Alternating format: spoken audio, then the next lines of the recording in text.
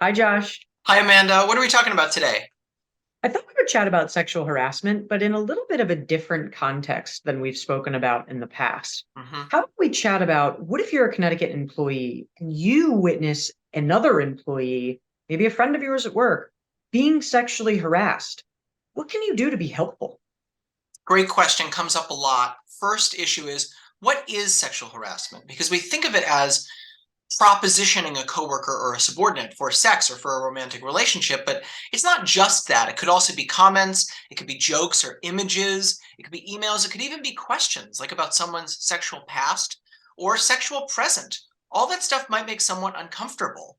Now, if you're the victim of sexual harassment, if you're a survivor of sexual harassment, it can be really hard to fight back against it or to complain about it, especially if there's a power imbalance with the person who is harassing you. If that person is your manager, or maybe your manager's manager. But if you're a witness, you might have more power, you might have more freedom, you might feel more liberated to do something about it. And the most important thing that you can do about sexual harassment that you see in the workplace is speak up. Don't be a silent observer.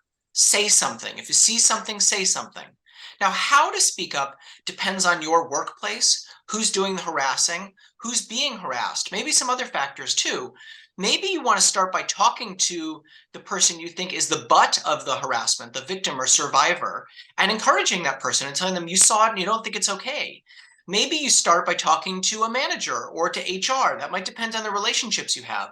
But staying silent and pretending that nothing is happening isn't the right answer. Now, you might be thinking, well, I want to speak up, I want to do the right thing, but I'm afraid I'm going to be retaliated against. And two things to keep in mind there. The first is retaliation is illegal. If you speak up in opposition to sexual harassment, you are protected from adverse consequences from retaliation by federal law and by state law. But the second thing, even if retaliation weren't illegal, I would ask you, would you want to work for a company that tolerates harassment or that retaliates against people who fight against it? I'm guessing not, right? So just think about the kind of workplace you want to be in and then be an active part of creating that kind of workplace. And finally, after you speak up, document what you did. There's no sense saying something verbally that you wouldn't put in writing.